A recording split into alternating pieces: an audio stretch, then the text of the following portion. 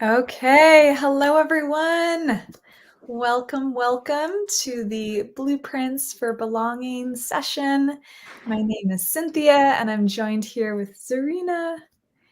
And we're really looking forward to spending some time with you talking about intentional communities, of course, and especially focusing on how to build intentional communities. That's the focus of the Blueprints for Belonging, looking at the strategies and the models that are out there for how to do community. And I'm super excited to have Zarinah on with us. We actually did a virtual tour of intentional communities with Zarinah a few months ago, and there was a lot of interest in what she had to share. So I'm excited to dive in once again. And I'm getting a notice from StreamYard that I need to do something here. So let me see if that'll work. I want to make sure that we're live streaming all the places that we should be. Apologies, sometimes it takes a minute to get it working properly. Let me just go through here.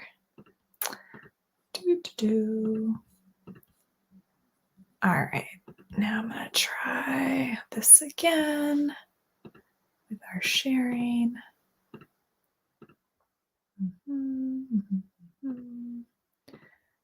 Okay. All right. Okay. I think I'll start over now. Hello, everyone. Okay, I think we're streaming everywhere we should be. So welcome once again to the Blueprints for Belonging series. My name is Cynthia, and today we're joined with Zarinah. And I'm over here in Vermont in an intentional community where I live, and I think Zarinah is over there in California. And very excited to learn more about what Zarinah is up to with her variety of community projects. So I will just run through a quick presentation and then I'm going to hand it over to Zarinah to share. So once again, welcome. This is actually our third episode of the Blueprints for Belonging series, conversations on creating intentional communities. And if you've been following us for the past few months, we started our series by hearing from Jean Martin, who is sort of this elder in the communities movement and spoke about the development of intentional communities over a long timeline. And then we heard from Nicole Reese, who's kind of a younger mover and shaker in the movement, talking about village design and some of the more innovation, modern versions of eco-village living specifically. And I'm excited today to have Zarinah with us because I think Zarinah is tapped into another particular aspect of this movement, which is all about creating communities that have a strong mission and purpose towards healing and activism and righting some wrongs in the bigger society. So looking forward to how we can use intentional communities as a vehicle for positive change in this world. And this is an event that we're hosting on StreamYard. So hi, everyone on StreamYard. You have the ability to ask questions and leave comments. And of course, hi to everyone who's watching on our live stream social media channels.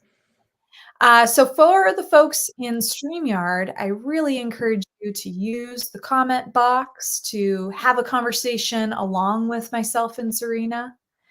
And especially right now, if you could go ahead and find the chat box and just introduce yourself briefly. I'd love to know where folks are calling in from. If you live in an intentional community, let us know which one.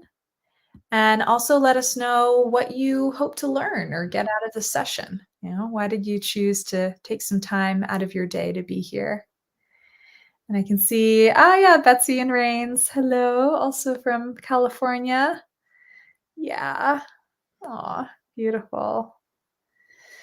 So go ahead and find the chat box and put in a little message for us there. And while you're doing that, I'll just share a little bit more about this event that you're participating in. So the Blueprints for Belonging series is a collaboration between the Foundation for Intentional Community, FIC, and an organization that I run called Community Finders, where we support people on their path towards community living. And FIC, if you don't already know, fantastic, decades-old nonprofit organization, really supporting the movement in some pretty critical ways, especially through their Intentional Communities Directory, which is a map of all the communities, as well as their online courses and events and bookstore and great educational resources to help people learn about community living in general. And of course, as a nonprofit, they always welcome your support to put on events like this that are free to join and by donation. And then over at Community Finders, we are focused more on specific programs, membership programs, and one-to-one consulting to support people on their community journeys.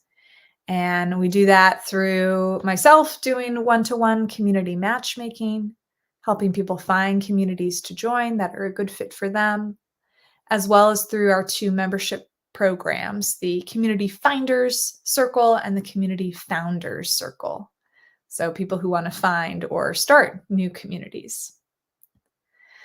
All right, and that's the website over there, the Community Finders, communityfinders.com/founders. So there's a number of people here who are joining this event as part of our Founders Circle. So welcome to our members. So glad that you're here.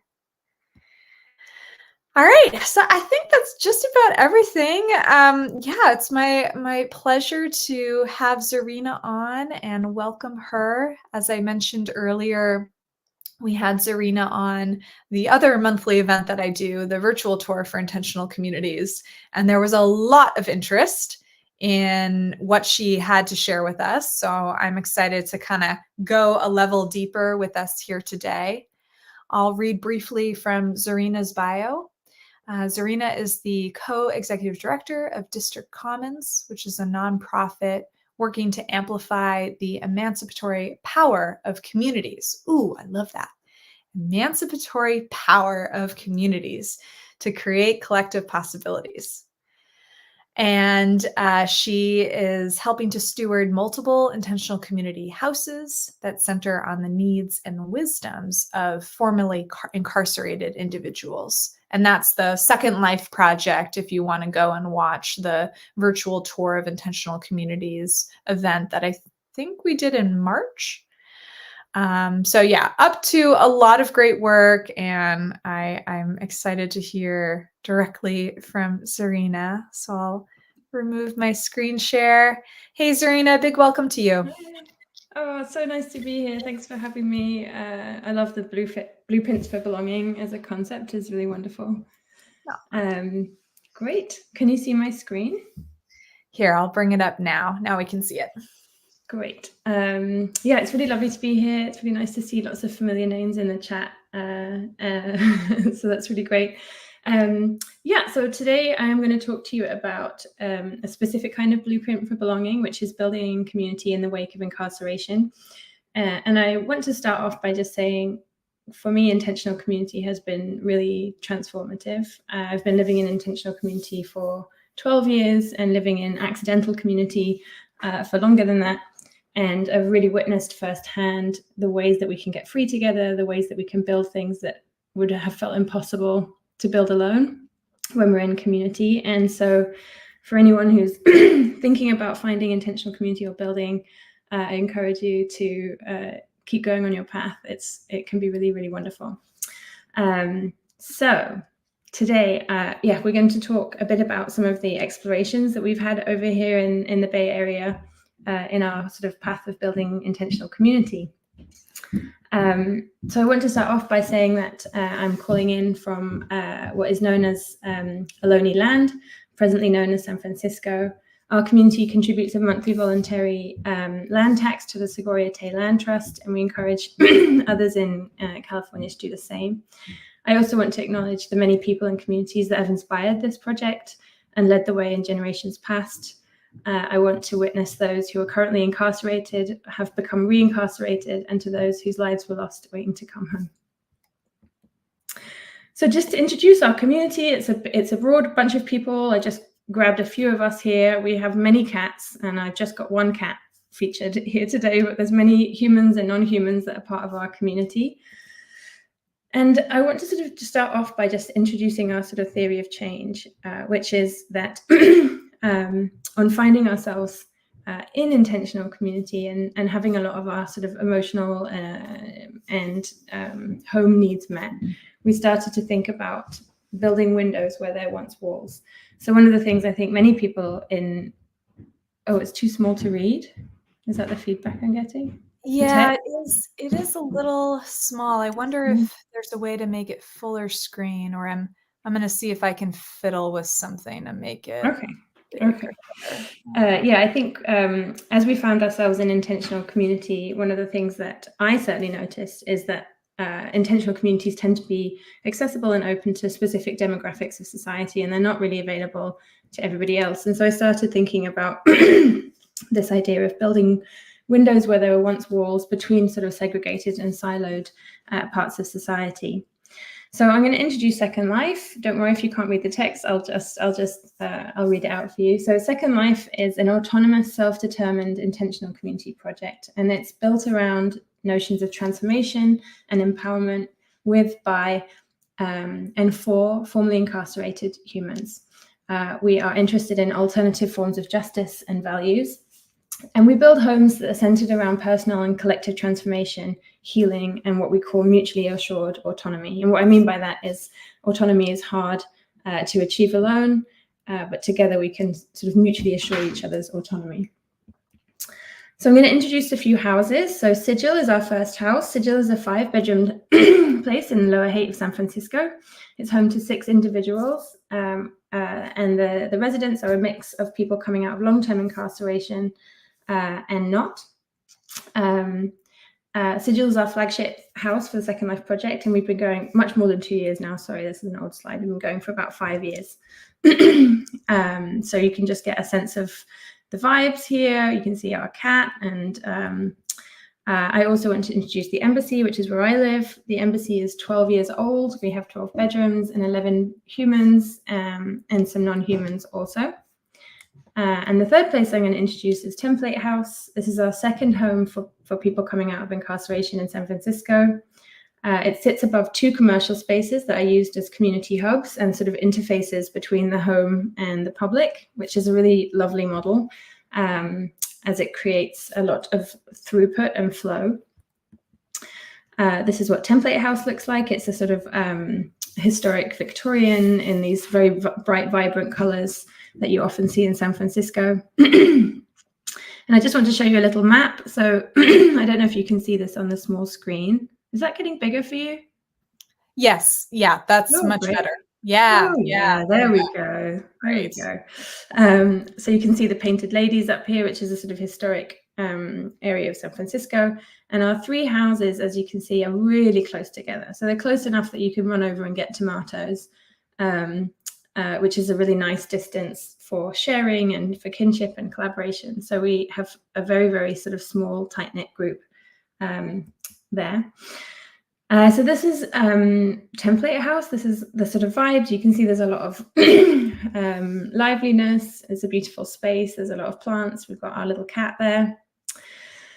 So those are the houses, and I just want to introduce the issue here for you. So around 162,000 humans are serving life sentences in US prisons. That's 1 out of every 9 people in prison, and California has the highest percentage of prisoners serving life. The very few of those that are found suitable for parole find themselves returning to an alien world. And what I mean by that is, there was no internet, there was no mobile phones when they were incarcerated. And so they're returning to a truly different world with self-driving cars and all sorts of things.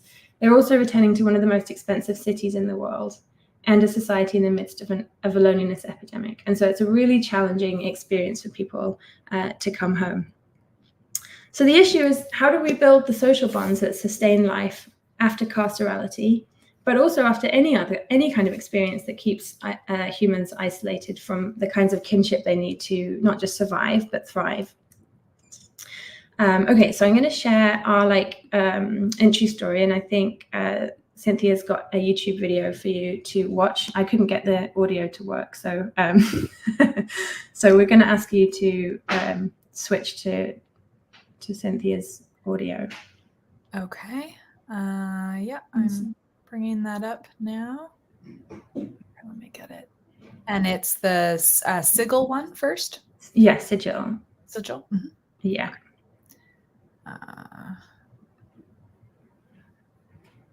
Okay. It's starting over. Today? Well, I'm moving into a house. This is the official start of Second Life. I'm hopeful that we're creating a new ripple effect that will affect the community and the lives of other people other than my own. Today is Sunday. We are about to go and move into our new house. So we have a house on Page Street that we're starting together. How are you feeling? Really excited. Let's do this. So Kevin's just come out of transition housing an hour ago. Your bags are here. Everything we've got is here. And then we're just gonna walk. It's just 2 blocks away from here, from the embassy. And you're gonna meet some of your new housemates. Look forward to it. I can't wait to venture out into this journey, see what I can learn. This is new for me, so.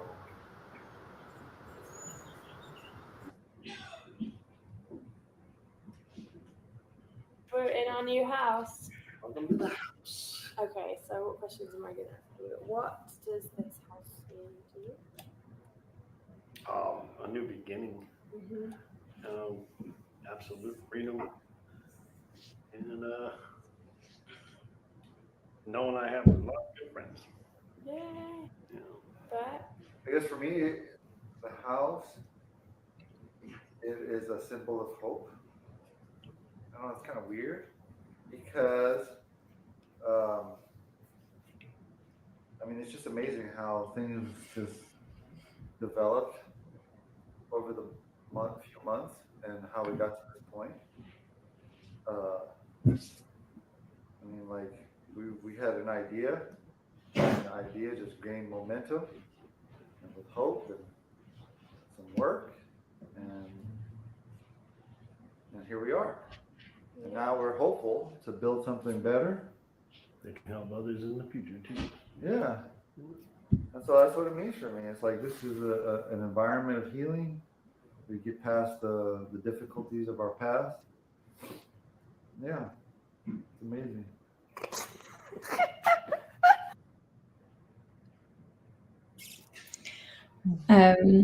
Great. So I wanted to share that. So that's our origin story. That's how we got started. So that was the beginning of our very first house, Sigil. And what you saw there was Bert and Kevin moving in for the very first day. And I'm very glad we captured that moment because, 6 years later, a lot of wonderful and amazing and difficult things have happened. Okay, so you have our houses, you have the origin story. So I wanted to touch on a bit of our theory of change because this feels really important. It's not just about things that feel good. We really feel like we have an underlying mission. And so for us, we believe that the commons, which is our shared world, and all that it offers must be open to anyone who wishes to participate, care for, and contribute to the commons. It's our hope that returning citizens and formerly incarcerated people who are not always citizens are not just returning to the same systems that led them into a difficult trajectory, but actually have the sovereignty to return to a different social fabric that is centered around mutual aid, solidarity, and collective power. So I want to share this quote from this article by Stephen Powers, which I think captures the thing I'm trying to get at. So they say, "It's funny to appreciate the city from a jail bus, because it's that very city that's sending you away. And I mean all of it is sending you away. From the disciplinarians that fancy themselves educators, to the bullshit jobs that treat you like a crook from the first day, to the police who menace you everywhere you go. The city that taught me the survival mechanisms it would ultimately punish me for. There's no other way to understand it. And so for us, we were thinking about what would it look like if people, rather than returning from incarceration to the very same world that let them down, what would it look like if they were returning to a different social fabric, which centered collective care? And we wanted to create spaces where people coming out of incarceration could feel empowered to reshape society themselves, where their skills and their critical reflections of the world and their emotional intelligence are sustained despite and in response to surviving incarceration and other forms of alienation. And it's worked really wonderfully, actually. And what we have found in our houses, which are, again, half people coming out of incarceration and half not, is that in these spaces, everybody, not just our formerly incarcerated community, are able to find meaningful work and praxis, heal from traumatic experiences, and build independent community lifelines that help us all move beyond the themes of domination, competition, extraction, and rugged individualism that often dominates our worlds. So that's our sort of theory of change. And I just want to share a little bit of what it feels like. This is something that people often ask us. They can't quite imagine what it's like to be building home with people coming out of long-term incarceration. And so Cynthia's going to share a second video, which is just going to give you a sense of what it feels like in our homes. And I should say that the music is a song written and sung by Kevin, who you saw in the first video. We have so many amazing moments in our community, and I often wish that we had more of a window in for people so they can see.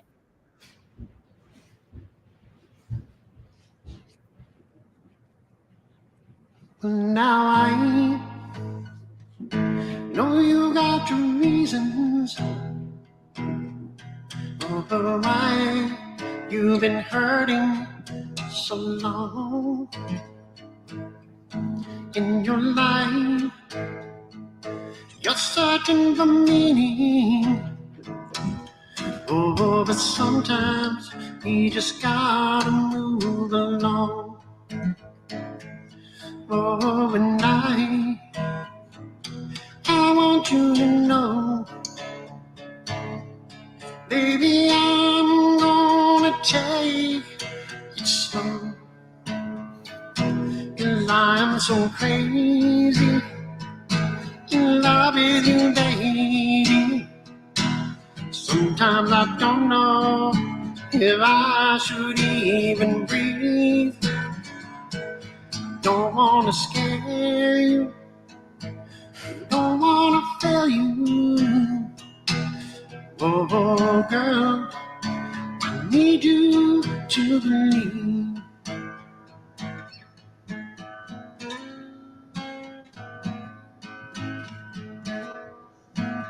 Real quick, community has been nothing short of amazing, and that's what it truly has been, because it has been a place that's open, welcoming, loving, caring, supportive, instructive. It has guided me. It has shown me. It has shared. It has devoted time and resources. It has done everything to help me succeed. And I want you to know and understand,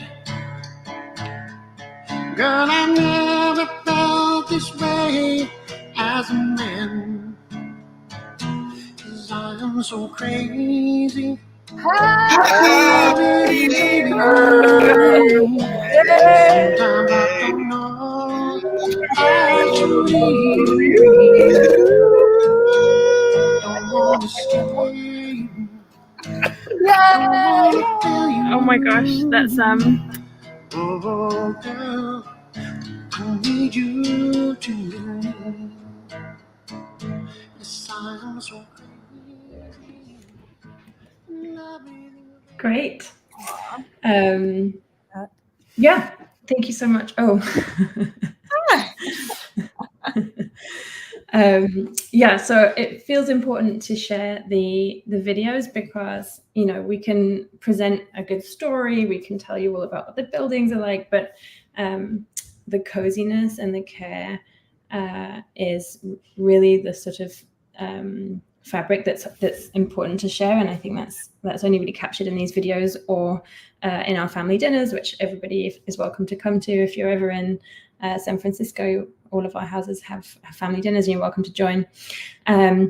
So yeah, just back to my slides, I just wanted to share our offerings. So we have put together a handbook for anybody if you're interested in building some version of this where you're at. We have a handbook with a little guide of how we got started and things like that. You can follow us on Instagram. We're also here to support you with sort of mentorship if anybody is looking for a bit of guidance or emotional support. And that doesn't have to be for people coming out of incarceration. We have also been in intentional community with people who've been homeless for a long time or coming out of ICE detention. We have foster care kids in our broader community. And so if there's any people who are interested in building these kinds of intentional communities that serve to unsegregate, please reach out. We'd love to support you in whatever way we can. I should tell you that we're in the process of trying to buy Template House. So we have incorporated a community land trust, and our goal is to transition these buildings into a community land trust that can hold these spaces in perpetuity to serve these communities. And we are looking for donors to help us with our down payment of about $500,000. So if you or anyone feels moved by this project and wants to donate or support us in whatever way, please do reach out. And that's it from me. And I'd love to hear from people and maybe we can chat a bit. Okay, great. Thank you so much, Zarinah. Is there a good link that we should send people to if they want to donate or also get the handbook? Yes. So we have, I'm just putting so we have two streams for fundraising. We have a community fundraiser. I just put the GoFundMe in the chat. And for anyone who's looking to donate a larger sum that maybe isn't ideal to put through a GoFundMe, you can just reach out and I'll just put my email in the chat. Okay, great.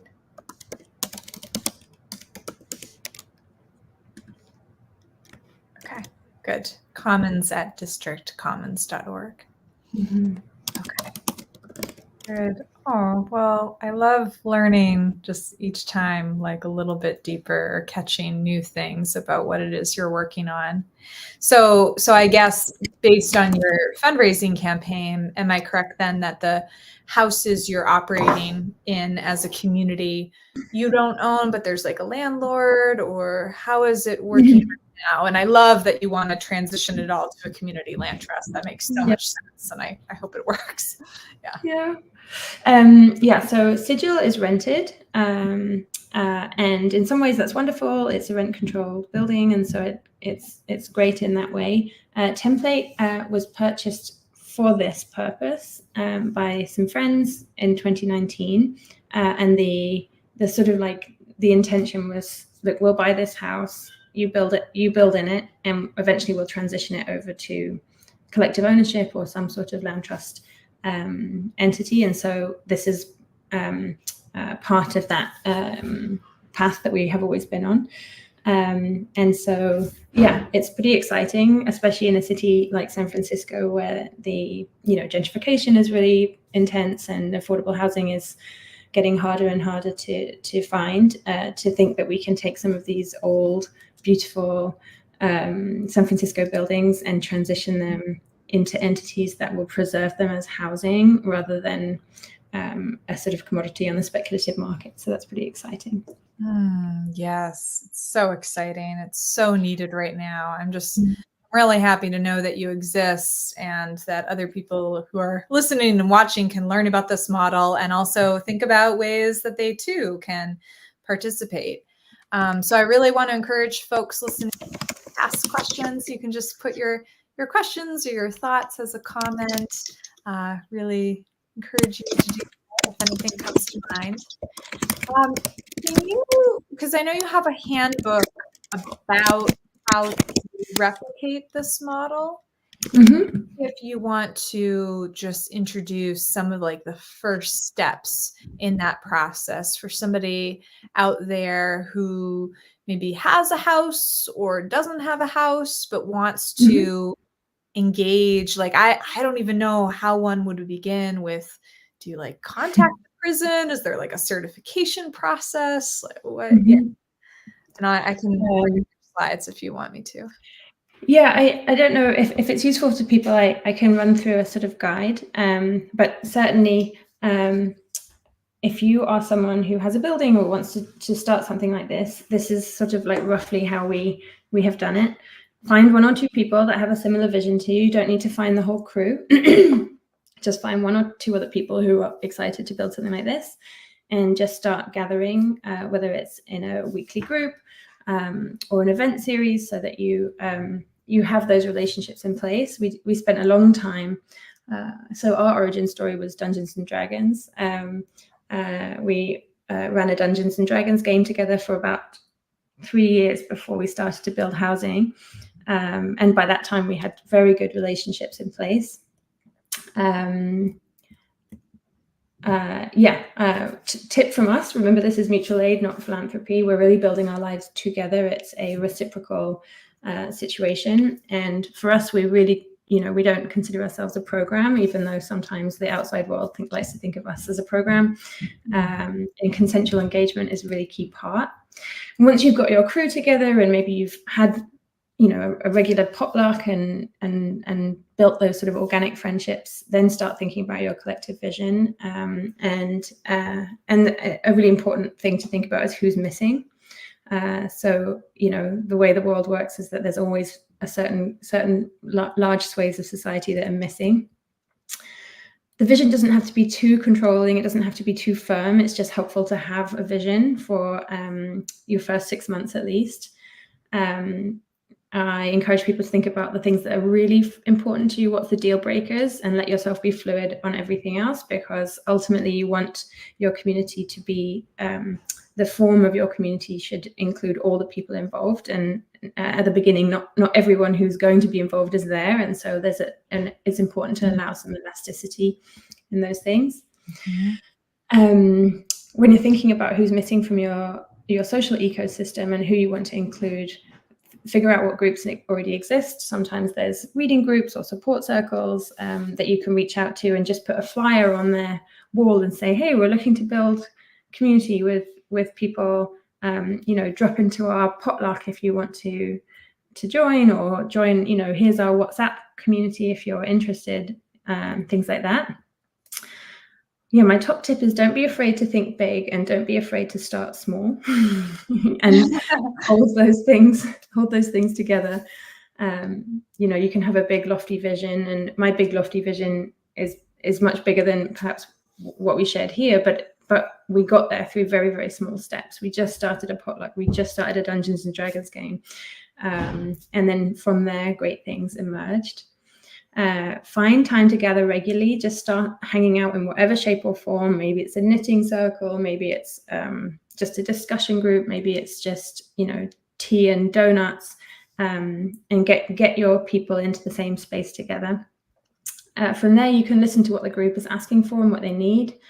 Don't be afraid to change direction if that's where the group energy is going. Sometimes 6 months in, it turns out the group wants to do things slightly differently, and it's okay to change direction. And also, don't worry if no one comes to your things to begin with. Just keep holding space. I can't tell you how many things I've started that for the first 3 months it was just me on my own. And eventually people do start coming. And now think about building the ecosystem. So once you have a regular space and a proto community, think about how you can serve each other, how you can serve the needs of the group, and how you can amplify the kinds of experiences and wisdoms that you have in that group. So for us, what we discovered is that people coming out of long-term incarceration have extraordinary experiences of self-transformation. and skills in anti-violence training, and self-accountability. And that became a real focus in our community because those were the skills that were present. And that was really lovely. Fight the urge to monetize things unless that's actually the model you want. And for some communities that works well, but just be aware that, you know, the sort of like incentives of this world will nudge you in that direction, and you don't have to go that way if you don't want to. Fight the urge. Sorry, go ahead. What does that mean? Like in your case, does that mean like fight the urge to charge more in rent, for example, in a community? Or yeah, so I can give you an example. So in one of the community spaces below Template House, we have a commercial space which is called the Radical Reading Room, and we set that up, and we wanted it to be a free and public space. We wanted it to be a liberatory space that anyone could come. And, you know, we have to pay the rent. And so everything is incentivizing us to charge people to come in or charge people for events. But that starts to interfere with the ethos of the space. And so we have decided that we are going to use a patronage model. And so we have patrons who sign up to contribute a monthly amount. And that's what keeps the space free for everybody. Is that a lot of the sort of internalized default models of how we make things sustainable in the world are to monetize them. And that's fine if that's what you want, and that's fine if that's what works for your community.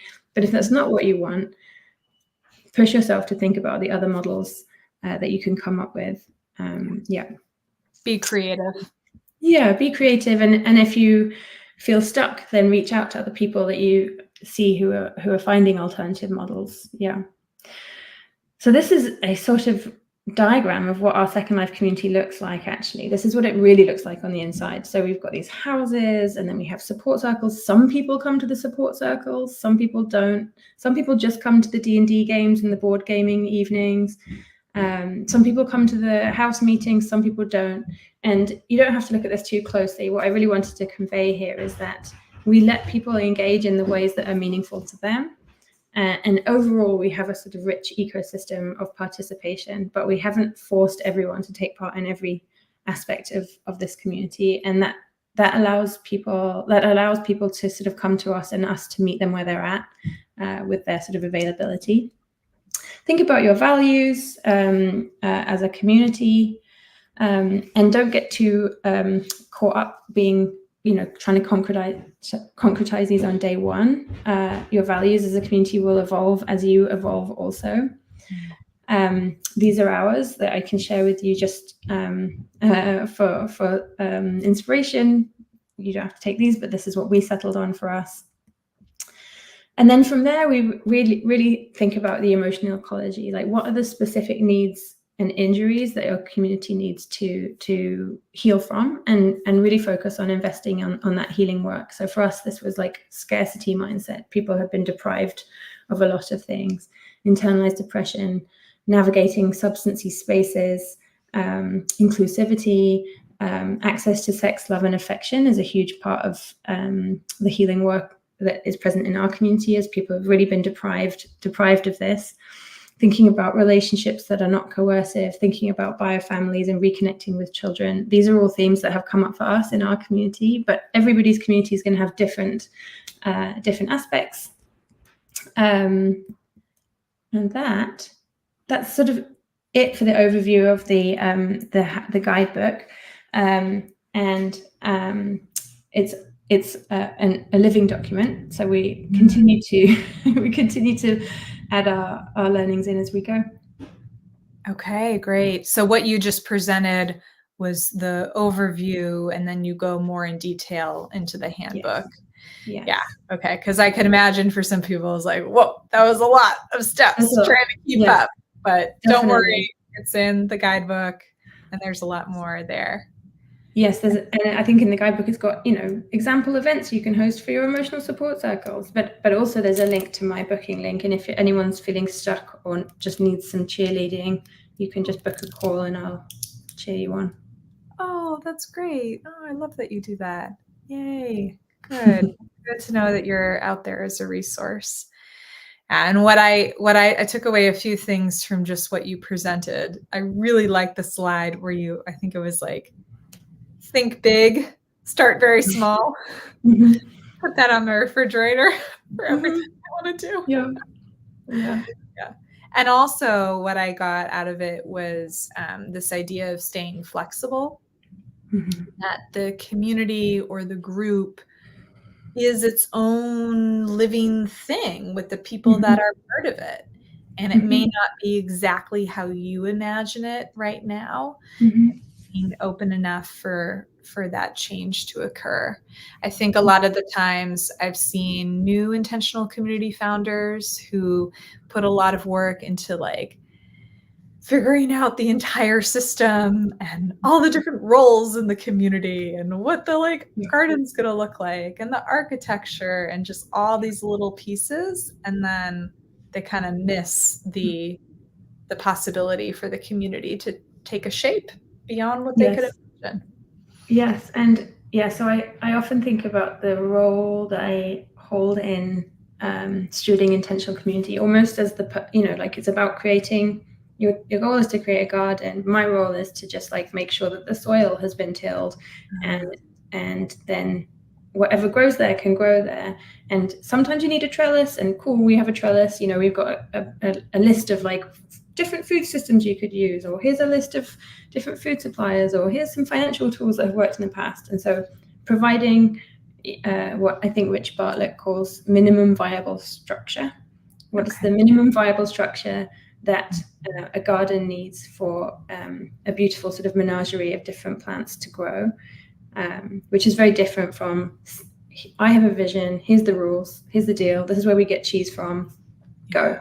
And so I think for me, intentional community is about creating this sort of fertile soil for a form of collective flourishing, and you just can't know what that's going to look like until the plants start growing. Yes, here. Yeah, I see we're getting some thumbs up from people as well. Yeah, creating the conditions for growth, tending the soil, and then allowing community to emerge and all the plants as they will. Yeah. So how do you, like, what is, for other people who want to be like you and want to tend community in a similar way, like, what would you offer to them as advice on, maybe drawing from your own journey that you took to get to where you are now? And also, I'm just so curious about like a day in your life too, but maybe that's a separate question. So you could do the first one first. Yeah, I mean, I think the journey for me in intentional community building has been a practice of perhaps letting go of knowing. So much of our other parts of our life is like, I have a goal to become a teacher. I will do this. I know what the outcome looks like. It looks like this. Or I have a goal to whatever it is, right? It's very goal oriented. And intentional community, I think, is more a practice of, being okay with uncertainty, which is like, okay, I'm going to trust this process. I'm going to bring some people together. We're going to cook together, and then we're going to think about what we want to do. And you sort of can't really know what that thing is going to be until you get there. And that's been a really wonderful and unexpected process of coming to psychological peace with emergence, and the kind of wonderful beauty that can come from emergence. But it does take a bit of letting go and trusting the process and trusting each other. Yeah. Mm-hmm. Oh, I love that. Yeah. Coming to peace with emergence. Yeah. I'm a very goal-oriented person, so I could feel my anxiety building a little bit while you were talking. And yeah, that's the work. Yeah. To allow for emergence to happen. Aw. And I see we do have a question here in the chat. Let me just, here I can do this neat thing where I can pull it up. So Karuna asks, how to determine one's minimum viable structure for a different community?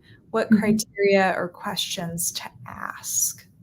Yeah, that's a great question. And it's, unfortunately, my answer is it's different for everyone.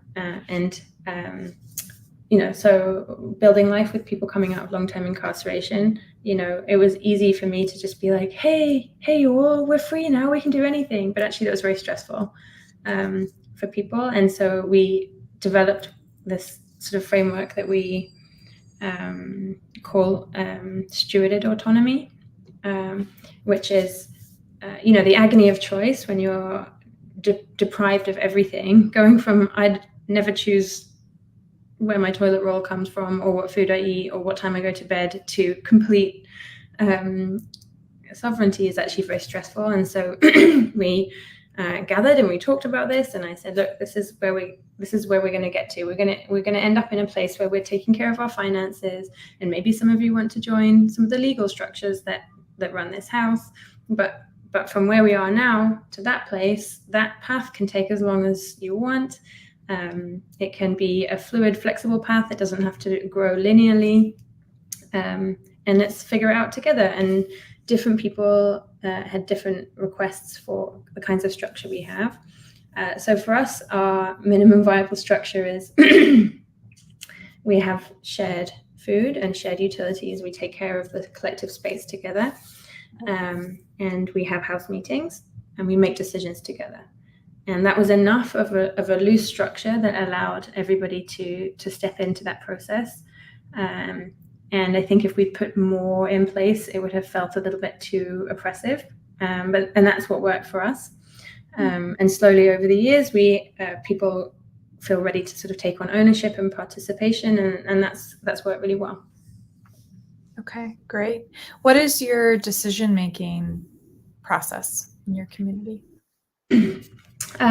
So each of the three houses that I talked about have slightly different governance structures, but loosely we tend to have a duocratic. For any reversible decisions, anything that's easy to undo, we empower people to be doers. And so a good duocracy is communication. I'm going to do this thing, and trying to do things that you think will be celebrated, not to misuse the duocratic structure just because you can do. If you know everyone's going to hate it, don't do it. But if try and be celebrated as a doer is the ethos behind our duocracy. And then for anything that's hard to reverse, we lean into consensus. So new housemates, for example, is a full consensus process that takes many conversations, and we treasure our consensus building process because we reserve it for sort of like really path changing decisions, and so we have those like rough 2 tiers of decision making. Interesting. Okay. Yeah, I love duocracy, and I always forget that word actually, and that's what I feel my community here practices more than anything else. And sometimes when we're talking about decision-making structures in community, it's always like, oh, sociocracy, and like that's what the best thing is to do. And remember that that's a very formal structure, which is good in some cases, but there's so much that we can feel just empowered to do, and that can create a lot more freedom and ease in some cases when, like you said, handled with responsibility and doing the things that you think would be celebrated. Yeah, great. And I love that you lean into consensus, even though it can be a longer process. It can feel worth it when it's an important decision. Yeah, I think you don't want to burn all your consensus making energy on things that aren't really crucial to all of you, that you don't want to be represented in. It's really easy to be so exhausted by your decision making process that by the time the crucial decisions happen, you've sort of run out of energy. Great.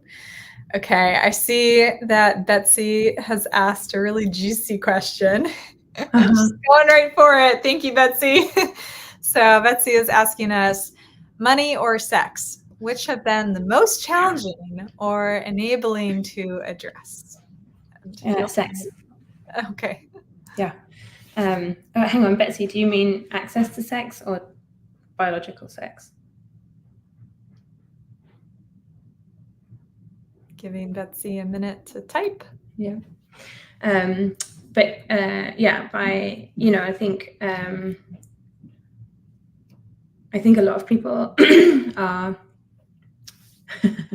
I think a lot of people in this world are not having their intimate needs met, whether those are friendship, whether that's cuddles, whether that's sex, whether that's romance, whether that's parenting partners. You know, I think most people find it hard to get your full needs met in that domain. And for us in our community, you know, decades of being deprived of this is, I mean, you know, it's just an extraordinary experience for people, and so finding partnership and sort of healing what is called skin hunger, the deprivation of touch, is a huge part of the sort of healing process in our community. And of course, there's no infrastructure for this, you know. So there's like funding you can go to, or you can get stuff from the city, or you can do a GoFundMe when it comes to money. Those kinds of things don't exist for the other ways that we're deprived in this world. And so, yeah, it's hard. Mm-hmm. Okay. Yeah. Thank you. Thank you, Betsy, for that question. It's, yeah, I think oftentimes when I'm imagining community, it's really about imagining the whole of humans and our life cycles and all the experiences that we have, and community, especially the really like more intimate, like in a house together kind of community that you have there. It's brings up all kinds of things. Yeah. And I think, you know, so we often talk about you know, I'm from England, and so we have a welfare state. So the state provides a lot of things that is not provisioned for in the US. But even in the US, you know, there's some things that the state or the, you know, the US could provision for, housing perhaps, right?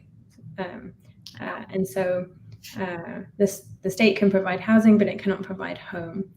The state can provide social workers and things like that, but they can't provide friendship. And so there's all of these things that cannot be just sort of provisioned for you, that we have to build together. We have to build them in common. And this is the work of the intentional community, I think, is to think about how we provision for things that we can only build in common. Yeah. How do you get income to pay the bills? Yeah. How we provision for things that can only be found in common. Yeah, I love that. Great. Oh, well, yeah. Now he's taking from the lofty. Let's go down to the practical here. And ask, how do you generate income to pay the bills? Mm-hmm. So each of the side of the question. Yeah, no, it's a great question. So all of our houses are financially self-determined, so they run their own finances. And the long and short of it is that, you know, people pay rent, and that pays the bills. So rent is something that we decide together internally. You know, we sort of sit down and we're like, this is what our rent is. How do we want to divvy it up? You know, and oftentimes we will have people be like, well, I've got more money, so I don't mind paying a bit more. And so we make those decisions internally. And then we all contribute a collectively decided community fee, which pays for our shared food and our utilities.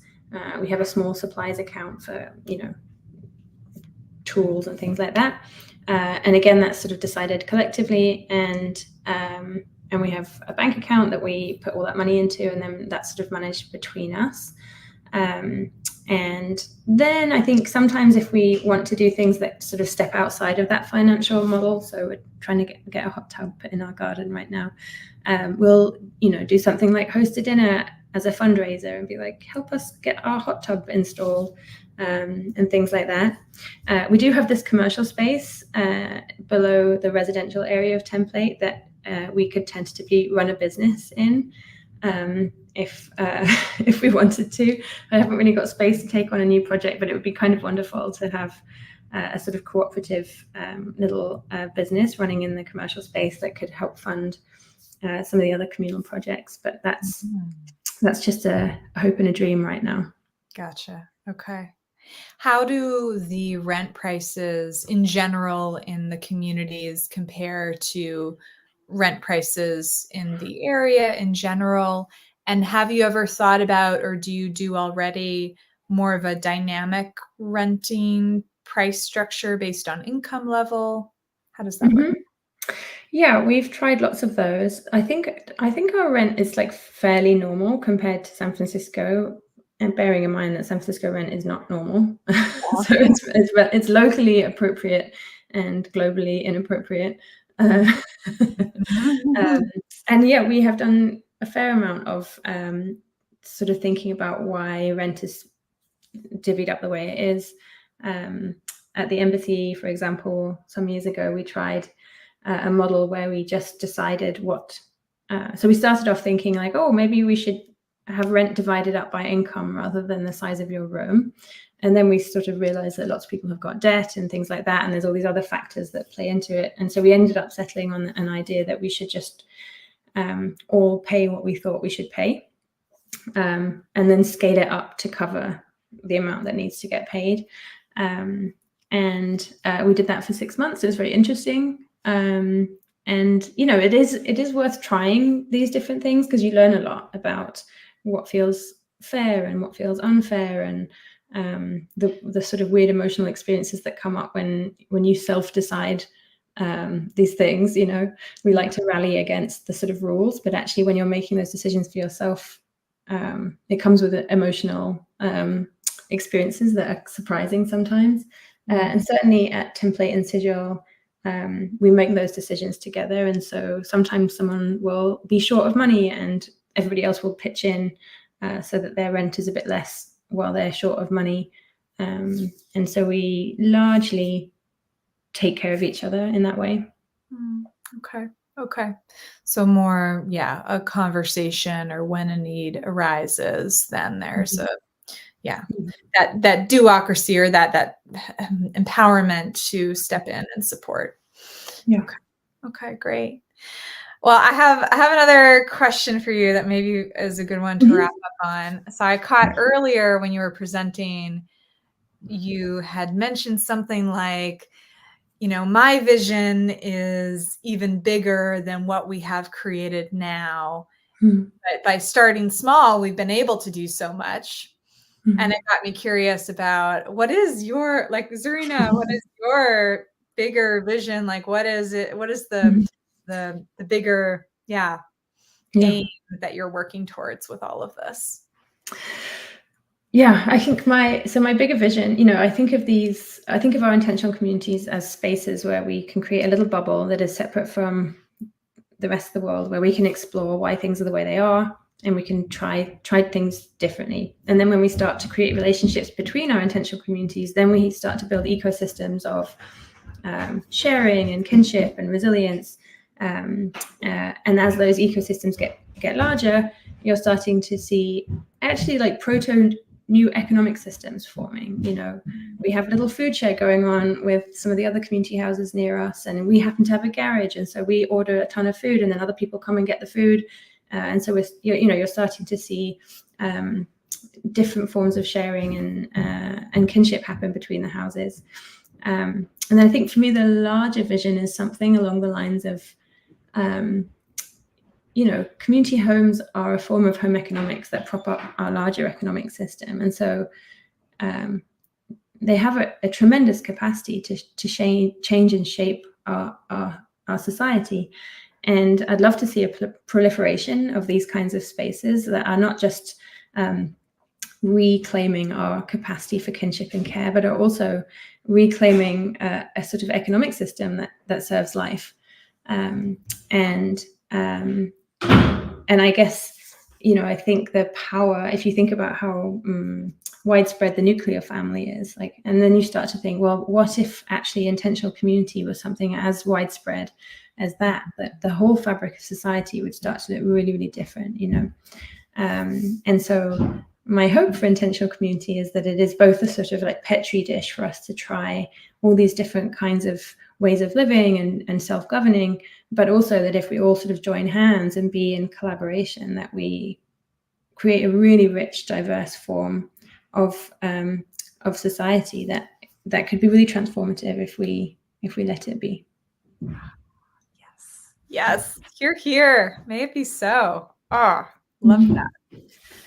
Do you have a sense from where you sit that that's happening, that it's growing, that these communities are proliferating? Because I get that sense, but I'm like so biased, right? Because of where I sit.